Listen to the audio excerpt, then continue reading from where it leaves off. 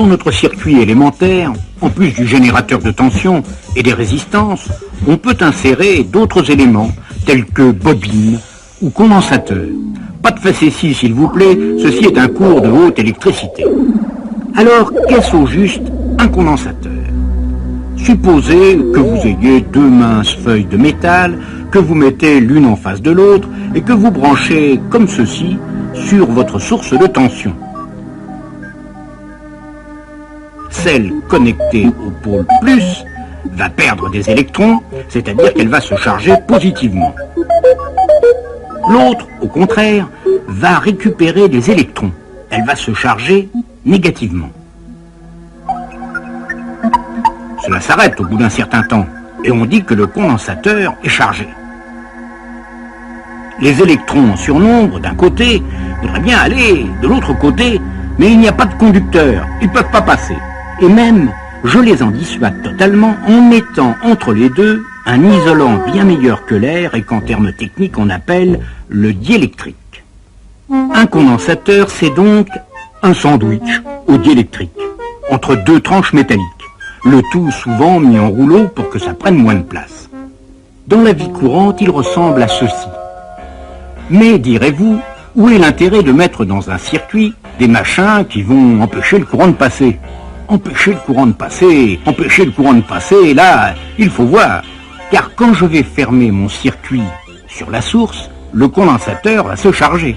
D'un côté, il y a des électrons qui arrivent, de l'autre côté, une quantité égale d'électrons qui partent. Certes, les électrons ne passent pas à travers le condensateur, mais ils passent bel et bien dans tout le reste du circuit. Ce qui fait un courant électrique que par convention on représente par une flèche en sens inverse des électrons. Courant qui va décroître jusqu'à ce que le condensateur soit chargé au maximum. À ce moment-là, si on débranche la source de tension et qu'on ferme le circuit comme ceci, les électrons trop contents de trouver un chemin vont se précipiter. Ce qui refait un courant électrique, mais dans l'autre sens, courant qui va décroître jusqu'à ce que le condensateur soit déchargé. Et l'on peut recommencer.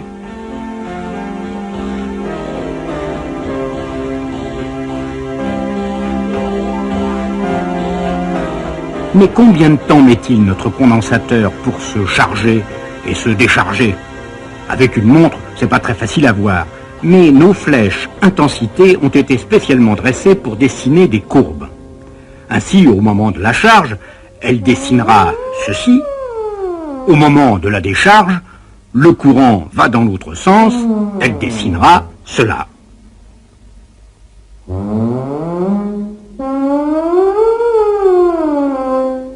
Le temps que met un condensateur pour se charger et se décharger dépend de la résistance en série dans le circuit, mais il dépend aussi de ce qu'on appelle la capacité du condensateur. C'est en quelque sorte la quantité d'électrons qu'il est capable d'emmagasiner d'un côté et de perdre de l'autre. Et elle est proportionnelle, cette capacité, à la surface de deux feuilles de métal de mon sandwich, appelée armature. Elle dépend aussi de la minceur du diélectrique et de sa nature.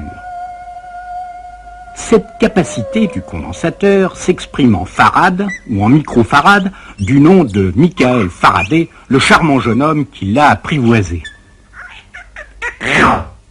On a vu comment varier le courant, maintenant voyons comment varie la tension aux bornes du condensateur.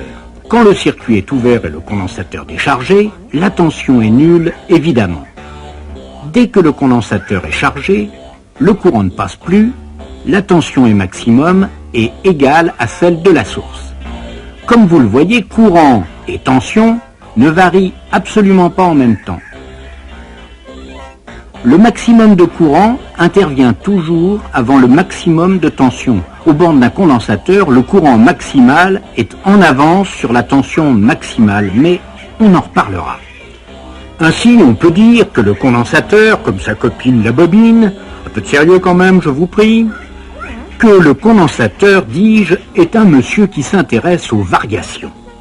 Soit que la tension de la source varie brusquement, comme dans nos expériences, soit surtout qu'on ait affaire à une source alternative, ce qui est le cas très souvent dans la vie courante.